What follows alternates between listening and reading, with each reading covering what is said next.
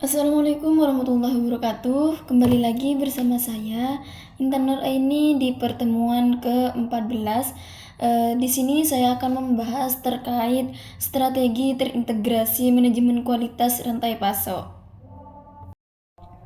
Baik, pertama di sini saya akan membahas terkait evolusi paradigma manajemen kualitas dalam ekosistem rantai pasok, di mana perkembangan industri global telah membawa pergeseran fundamental dalam cara organisasi memandang kualitas. Seperti yang telah saya bahas sebelumnya, kualitas tidak lagi dipandang sebagai tanggung jawab tunggal Departemen Pengendalian Mutu di akhir lini produksi, akan tetapi sebagai hasil dari koordinasi strategis yang melibatkan seluruh entitas dalam rantai pasok. Manajemen rantai pasok itu didefinisikan sebagai koordinasi sistem dan strategi dari fungsi-fungsi bisnis tradisional di dalam perusahaan dan lintas bisnis untuk meningkatkan kinerja jangka panjang baik bagi masing-masing perusahaan dan rantai pasok secara keseluruhan. Dalam konteks ini, manajemen kualitas rantai pasok itu muncul sebagai integrasi dari praktik manajemen kualitas yang melibatkan semua organisasi dan mitra dari seluruh rantai pasok untuk mengukur dan menganalisis serta meningkatkan produk, layanan, dan proses guna untuk menciptakan nilai dan mencapai kepuasan pelanggan di akhir.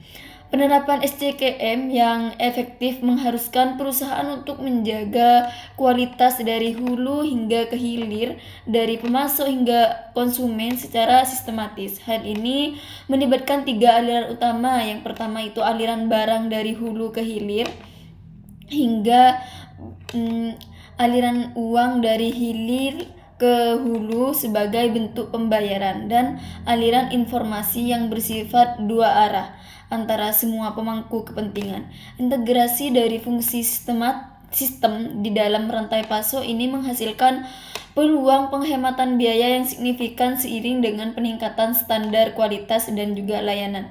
Dalam kurikulum pendidikan manajemen modern, kemampuan untuk menjaga kualitas hulu hingga ke hilir secara sistematis itu merupakan kompetensi inti yang harus dikuasai oleh kita semua sebagai sebagai produsen. Pengambilan keputusan ini tidak hanya bersifat teknis tetapi juga harus memperhatikan aspek logis, kritis, dan inovatif dalam menciptakan konteks pengembangan pengetahuan dan juga teknologi, seperti itu. Yang kedua, mengenai karakteristik dan manajemen rantai pasok hulu atau upstream. Segmen hulu mencakup semua aktivitas yang terjadi sebelum produk diproduksi atau dirakit. Fokus utamanya adalah pada input, pemilihan, pemasok, dan juga kesiapan produksi. Manajemen hulu yang efektif berkaitan erat dengan strategi pengadaan, hubungan pemasok, dan juga perencanaan bahan baku. Aktivitas kunci di sisi hulu meliputi identifikasi penyedia bahan baku, negosiasi kontrak, dan juga manajemen logistik masuk, dan pengendalian kualitas bahan yang masuk untuk memastikan standar yang dipenuhi sebelum proses manufaktur itu dimulai. Risiko di segmen hulu seringkali melibatkan kegagalan pemasok dalam pengiriman, volatilitas harga bahan baku, ketidakkonsistenan kualitas, dan juga masalah kepatuhan regulasi. Oleh karena itu, dari strategi hulu yang kuat harus melibatkan penguatan hubungan pemasok untuk memastikan stabilitas pasokan dan juga pemanfaatan teknologi untuk peramalan permintaan yang lebih akurat. Banyak perusahaan yang kini beralih ke platform pengadaan digital dan juga penggunaan kartu skor kinerja pemasok, di mana untuk merampingkan aktivitas hulu mereka. Selanjutnya mengenai dinamika dan manajemen rantai pasok hilir, di mana tadi telah membahas terkait hulu, sekarang hilir. Di mana segmen hilir dimulai setelah produk selesai diproduksi dan berlanjut hingga produk sampai ke tangan pelanggan melalui jaringan distribusi. Fokus utamanya ini adalah pada output, pemenuhan pesanan, distribusi fisik, dan juga pemasaran, di mana aktivitas di sisi hilir mencakup penyimpanan barang jadi di gudang, alokasi inventaris berdasarkan peramalan permintaan, dan juga manajemen pesanan pelanggan, pengambilan dan pengepakan produk, serta pengiriman jarak terakhir. Tujuan utama dari manajemen hilir adalah memberikan nilai kepada pelanggan melalui pengiriman yang efisien dan juga andal, serta menciptakan pengalaman pelanggan yang positif. Risiko hilir cenderung berkaitan dengan kerusakan produk selama transportasi, keterlambatan pengiriman, dan juga ketidaksesuaian pesanan, dan perubahan mendadak dalam ekspektasi atau tren konsumen. Pengelolaan hilir yang sukses seringkali bergantung pada kualitas layanan pelanggan dan juga efektivitas manajemen hubungan pelanggan atau CRM. Mungkin itu saja. Pembahasan lanjutan di sini ada beberapa dimensi perbandingan, di mana yang pertama yaitu fokus utama. Rantai pasok hulunya yaitu input, pemasok, dan juga kesiapan produksi, sedangkan hilirnya yaitu output, pelanggan, dan juga pemenuhan pesanan. Yang kedua yaitu pemangku kepentingan, di mana hulunya pemasok, tim, dan pengadaan, juga produsen, sedangkan hilirnya distributor, pengecer, dan pelanggan akhir. Yang selanjutnya aktivitas kunci, di mana hulunya sourcing, procurement, dan inbound logistik, sedangkan hilirnya warehousing, fulfillment, dan distribution. Selanjutnya aliran barang, di mana hulunya menuju fasilitas manufaktur, hilirnya menuju pasar atau konsumen. Selanjutnya tujuan strategis, di mana hulunya efisiensi biaya dan keandalan pasokan, sedangkan hilirnya kepuasan pelanggan dan pangsa pasar. Yang terakhir tantangan utama, di mana hulunya disrupsi pemasok dan fluktuasi harga, sedangkan hilirnya botol leher distribusi dan biaya pengiriman, seperti itu. Selanjutnya mengenai model Supply Chain Operation Reference atau disingkat dengan SCOR, di mana model SCOR dikembangkan untuk mengevaluasi efektivitas dan efisiensi perencanaan operasional serta penjualan. SCOR menyediakan bahasa standar untuk mendeskripsikan aktivitas rantai pasok dan memungkinkan perbandingan kinerja antara industri yang berbeda. Model ini mencakup 6 proses utama yang harus kita jalankan secara terintegrasi. Yang pertama yaitu plan atau rencana, di mana aktivitas yang menghubungkan semua proses lain untuk menyelaraskan kegiatan rantai pasok dengan tujuan bisnis. Ini mencakup penentuan kebutuhan penilaian, ketersediaan sumber daya, dan identifikasi tindakan korektif untuk menutup kesenjangan permintaan.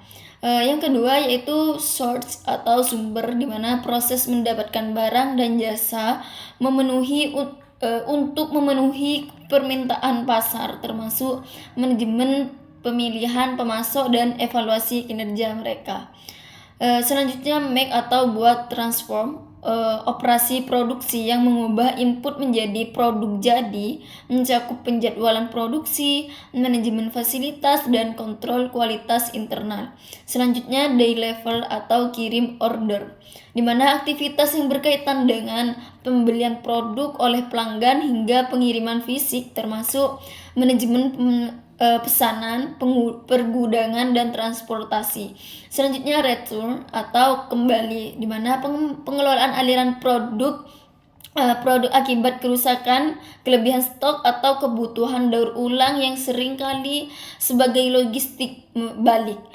Yang terakhir enable atau aktivitas pendukung yang mengintegrasikan strategi rantai pasok, termasuk manajemen risiko, kepatuhan regulasi, tata kelola data, dan juga pengembangan sumber daya manusia. Model SCOR ini beroperasi pada 3 level detail, di mana level 1 mendefinisikan ruang lingkup dan konfigurasi proses utama. Level kedua mencakup subtype atau kategori proses, dan level ketiga merinci elemen proses dan aktivitas bisnis secara spesifik, seperti itu. Selanjutnya di sini saya akan membahas mengenai perbandingan karakteristik kerangka kerja rantai pasok, di mana di sini ada beberapa atribut perbandingan. Yang pertama yaitu fokus utama, di mana model SCOR-nya optimalisasi proses dan kepuasan pelanggan, sedangkan framework atau GSCM itu hubungan strategis dan integrasi bisnis. Yang kedua yaitu struktur proses, di mana SCOR linear dan transisional, sedangkan GSCM itu berorientasi pada hubungan. Yang ketiga pengukuran kinerja, di mana SCOR-nya lebih dari 250 metrik standar, sedangkan GSCM-nya fokus pada nilai tambah hubungan. Selanjutnya aplikasi ideal, di mana SCOR-nya retail, e-commerce, dan logistik militer, sedangkan GSCM-nya manufaktur, pertanian, dan humanitarian.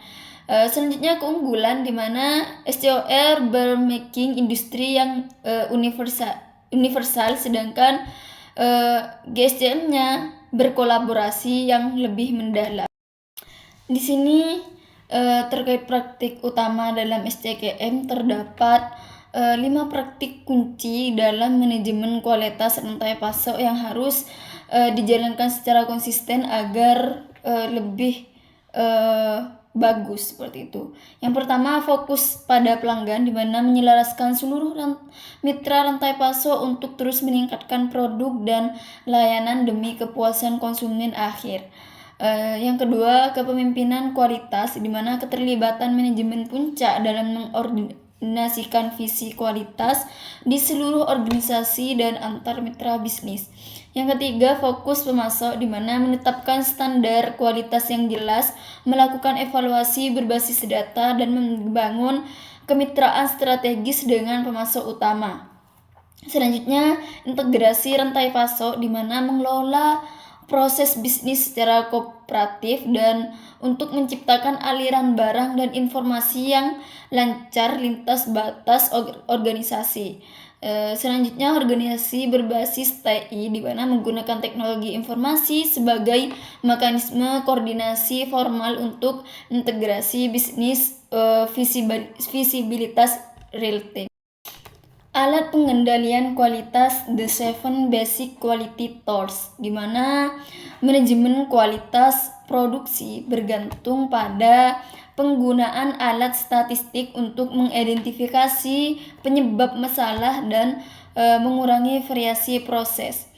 Ada 7 alat kualitas dasar yang meliputi beberapa aspek. Yang pertama yaitu diagram sebab akibat atau fishbone, disebut dengan Ishikawa, digunakan untuk melacak sumber masalah, kembali ke akar penyebabnya dengan mengkategorikan faktor-faktor seperti manusia, mesin, metode, material, dan juga lingkungan. Yang kedua, lembaran periksa atau check sheet, di mana alat pengumpulan data terstruktur untuk mengorganisir fakta yang ditemukan selama inspeksi. Yang ketiga yaitu bagan kendali atau contour chart, di mana digunakan untuk mempelajari perubahan proses dari waktu ke waktu dan menentukan apakah variasi proses berada dalam kendali atau dipengaruhi oleh penyebab khusus. Yang keempat yaitu diagram Pareto, di mana digunakan untuk mengidentifikasi sejumlah kecil sumber masalah yang bertanggung jawab atas sebagian besar efek negatif, memungkinkan prioritas tindakan perbaikan. Yang kelima itu histogram, di mana menunjukkan distribusi frekuensi data numerik untuk menganalisis bentuk sebaran data proses. Yang keenam yaitu diagram tebar atau scatter, di mana menjelaskan hubungan antara dua variabel untuk melihat apakah ada korelasi antara penyebab potensial dan efek kualitas.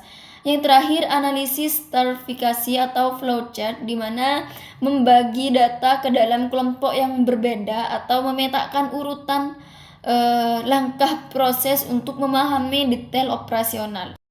Proses pengambilan keputusan berbasis data, di mana yang terakhir saya akan membahas terkait proses pengambilan keputusan berbasis data. Transisi dari perencanaan statis menuju pendekatan yang berpusat pada keputusan merupakan ciri dari manajemen modern. Proses ini melibatkan identifikasi masalah atau peluang, pengumpulan data seperti tingkat inventaris dan kinerja pemasok, penilaian trade-off antar berbagai solusi, dan implementasi tindakan yang dipilih. Penggunaan analitik data tingkat lanjut dan analitik prediktif memungkinkan manajer untuk mensimulasikan berbagai skenario, misalnya dampak perubahan rute pengiriman akibat gangguan pelabuhan sebelum benar-benar melaksanakannya. Ketersediaan informasi real-time melalui sistem ERP, Enterprise Resource Planning, dan IoT, Internet of Things, memberikan visibilitas yang diperlukan untuk merespon fluktuasi pasar dengan cepat. Mungkin itu saja pembahasan ke-14 dari saya. Saya akhiri. Wassalamualaikum warahmatullahi wabarakatuh. Terima kasih.